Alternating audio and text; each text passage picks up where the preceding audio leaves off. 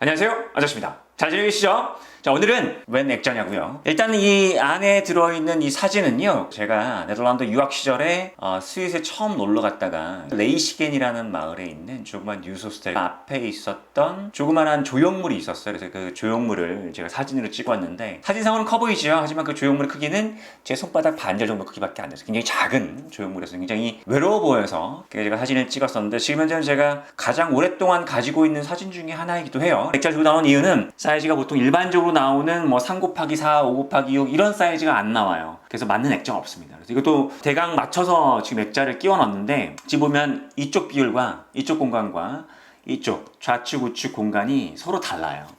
제가 이 비대칭을 좀 별로 안 좋아하거든요. 그래서 여기에 맞는 액자를 만드는 게 오늘의 주제입니다. DIY 시간이 되겠죠? 뭐 잘못하면 DIY 할 수도 있어요. 어쨌든 DIY를 할 텐데요. 오늘 여기에 맞는 유리가 없는 액자를 만들 거고요. 누구나 손쉽게 집안에 있는 톱 그리고 목공 본드만으로도 손쉽게 여러분들도 액자를 만들 수 있다는 거를 좀 보여드리고 싶었어요. 물론 뭐 톱도 사야 되겠고 뭐 각도틀도 있어야 되겠고 요런저런 것들이 요구되긴 하지만 서프라이즈 할 수 있는 기회가 되지 않을까 생각이 됩니다. 그래서 여러분들 가지고 있는 사이즈가 비대칭, 그러니까 일반적인 사이즈가 아닌 사진을 가지고 계시다면 한 번 정도는 이렇게 액자를 만드시는 것도 좋을 것 같고요. 저는 이것 이외에도 큰 액자도 있어요. 그것들도 이미 만들어져 있는데 제가 또 한 번 대형 액자를 만드는 방법들을 또 소개를 해드릴 겁니다. 그 전에 먼저 이 조그마한 액자, 이 사이즈를 어떻게 할 건지 먼저 보여드리도록 하겠습니다. 자, 지금 보시면 액자 틀 두께는 3cm 정도 되고요. 액자 틀과 사진 사이의 공간은 3cm 정도, 그리고 사진의 크기는 가로 26cm, 높이 12.4cm입니다. 그래서 총 액자 틀의 높이가 24.4cm입니다. 이렇게 이제 만들었고요. 그리고 이제 사용하는 목재 사이즈도 이제 알려드려야 되잖아요. 목재 같은 경우 지금 보고 계시죠? 지금 보시면 하나는 너비가 3cm고요. 그리고 두께가 1.2cm. 액자 전면의 틀로 사용하기 위해서 이런 목재를 준비했고요. 그리고 그것만 넣으면 액자가 좀 불안정해요. 그리고 또 그림을 끼워 넣어야 되기 때문에 뒷공간이 좀 필요합니다. 그래서 후면에 액자틀 보강제로 쓸 목재는 너비 12mm, 두께 12mm 정사각형짜리 형태의 목재를 준비를 했습니다. 자, 이제 이 액자를 만드는데 필요한 도구들을 간단하게 소개를 해드리도록 하겠습니다. 자, 이제 액자를 만들기 위한 재료와 공구들을 전부 다 모아봤습니다. 자, 가장 먼저는 바로 요 전면 액자 틀을 만들게 되는 목재입니다. 너비 3cm, 두께 1.2cm짜리 준비를 했고요. 그리고 액자의 후면 보강재로 사용할 1.2cm, 1.2cm짜리 목재를 준비를 했고요. 톱 필요하죠? 자르려면 톱 필요하고요. 그 다음에 45도 각도로 잘라야 되는데 선만 그어놓고 자르면 잘 안 되더라고요. 그래서 저는 이 각도 틀을 이용합니다. 그래서 각도 틀에다가 나무를 놓고 이 틈 사이로 톱을 집어넣어 자르면 정확히 잘라줍니다. 그래서 각도틀 준비했고요. 그 나무에다가 45도 각도를 그리려면 이게 필요합니다. 각도기. 이렇게 대고 연필로 쭉 그어주면 선이 완성이 되겠죠? 자, 그래서 연필도 준비되어 있고요. 그 다음에 저는 액자를 만들 때 못을 쓰지 않습니다. 피스도 박지 않아요. 전부 다 이 급속 건조 목공 본드로 합니다. 그래서 이때는 본드도 필요하지만 이걸 붙여주려면 클램프도 필요해요. 붙인 상태에서 잡아주는 역할을 하는 것들인데, 이게 없는 경우에는 무겁고 두꺼운 책으로 얹어놔도 다 됩니다. 약간 걱정하셔도 되겠고요. 그 다음은 액자가 완성이 되면 저는 샌딩을 좀 할 거예요. 그래서 수동 샌딩기하고 그리고 거기에 필요한 400방짜리 샌드페이퍼 준비했고요. 손을 보호해야 되겠죠? 그래서 장갑 이렇게 준비를 했습니다. 자, 그럼 이제부터 액자를 만들도록 하겠습니다. 가보실까요?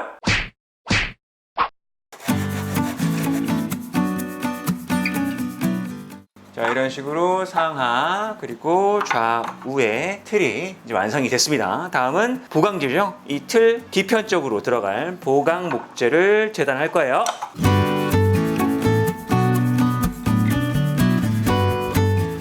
자, 이렇게 이제 뒷면에 보강재 틀도 재단을 마쳤습니다. 샌드페이퍼를 준비를 했습니다. 왜냐면 재단한 부분이 좀 거칠고 샌드페이퍼로 말끔하게 좀 정리를 할 겁니다. 이거를 기울여서 하시면은 각도가 또 틀어져 버리기 때문에 일단 최대한 밀착시켜서 하셔야 되고요.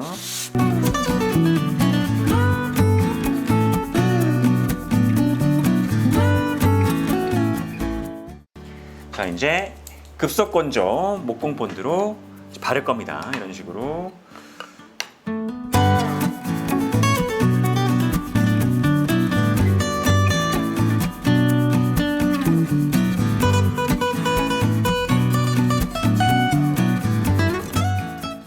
이제 이걸 붙여줘야 되니까 건조 과정이 필요하거든요. 자, 그리고 만약에 이런 클램핑이 없으면 그냥 두꺼운 책으로 이게 차곡차곡 쌓아가지고 넣어놔도 됩니다. 저는 이제 요거를 어떻게 할 거냐면 이렇게 넣고, 그렇죠?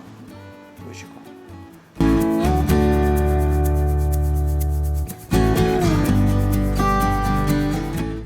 보통 급속 건조 목공 본드 같은 경우는 30분 정도면 80%가 굳어요. 사실상 완전 건조를 하시려면 12시간 이상을 건조시켜야 됩니다. 하지만 저는 그냥 1시간만 건조하고 가겠습니다. 일단은 아까 그 클램핑들을 전부 다 빼냅니다.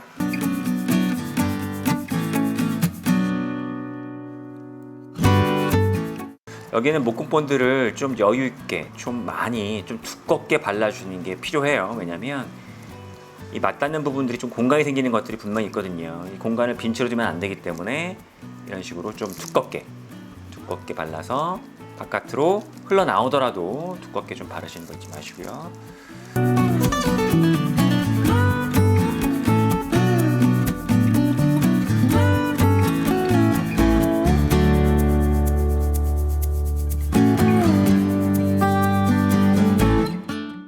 자, 이제 지금 보시면 틀을 잡긴 잡았어요. 자, 그럼 지금 여기 보시면 공간이 좀 많이 벌어져 있죠. 이거 같은 경우는 어차피 밀릴 수밖에 없거든요. 그러니까 이거는 다시 본드로 좀 채워놓는 작업을 할 거예요. 자, 이제 두꺼운 책으로 밀어 넣을 겁니다.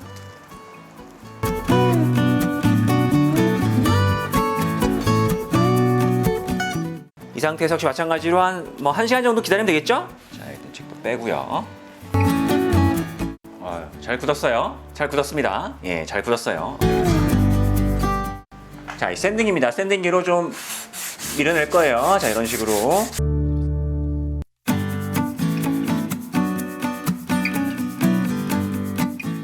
톱밥은 아마 한 요 정도면 충분할 겁니다. 자, 이런 식으로. 본드가 너무 많이 들어가면 안 돼요. 예, 나무가 어느 정도 많이 보여야 되기 때문에. 자, 이제 이런 식으로 넣어야죠. 자, 이렇게 30분을 기다리겠습니다. 다시 한번 샌딩을 해서.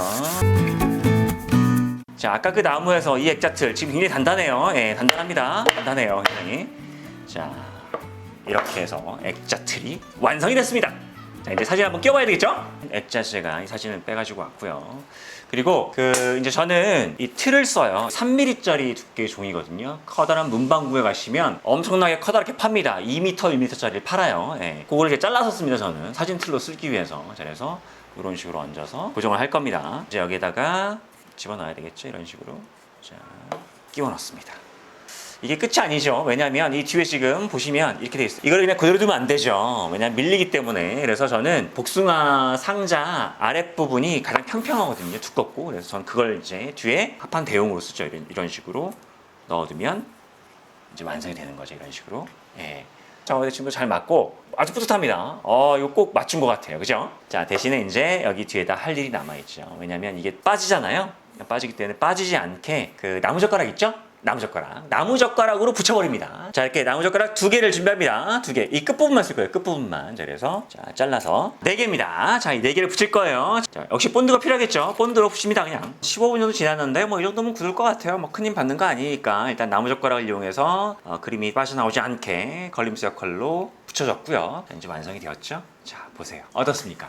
이 정도면은 아주 성공한 거 아닌가? 굉장히 이쁘지 않나요? 전 굉장히 마음에 드는데 그 이전에 액자는 일단 사이즈가 잘 맞지가 않아서 약간 좀 언밸런스한 느낌이 굉장히 강했었거든요. 그리고 또 그게 아주 고급 액자가 아니다 보니까 약간 싸구려 느낌도 나고요. 너무 하얀색이고 그래서 약간 좀 마음에 안 들었었는데 이렇게 만들어보니까 굉장히 좋네요. 자, 어떻습니까? 정말 예쁘지 않습니까? 저는 오늘 정말 너무너무 기뻐요. 너무너무 기쁩니다. 제가 가장 좋아하는 사진, 제 사진을 이렇게 또 딱 맞는 액자에 마치 아주 예쁜 옷을 만들어준 것 같은 느낌이 들어요. 자, 여러분들도 가지고 있는 일반적인 사이즈가 아닌 사진들 있지 않습니까? 3 곱하기 4도 아니고 5 곱하기 6도 아니고 7 곱하기 9도 아니고 그런 사진들이 있으신 분들은 맞지 않는 액자에 걸어두지 마시고 직접 한번 이런 액자를 만들어 보시는 것도 괜찮을 것 같아요. 사실 많은 분들이 목공하면은 전동 드릴도 있어야 되고 전동 커터도 있어야 되고 이런 식으로 생각하시는데 다른 공구들만 가지고도 이렇게 예쁜 액자를 만들 수가 있으니까요. 혹시 여러분들 그런 사진을 가지고 계시면 저처럼 제가 하는 것처럼 한번 이런 액자를 만들어서 사랑하는 분에게 한번 선물을 하시는 것도 괜찮을 것 같습니다. 그런 분들에게 조금이라도 도움이 되었으면 하는 게 제 바람이고요. 매주 금요일과 토요일에 만나는 아저씨는 여러분들의 소망을 응원합니다. 오늘도 화이팅 하세요. 안녕.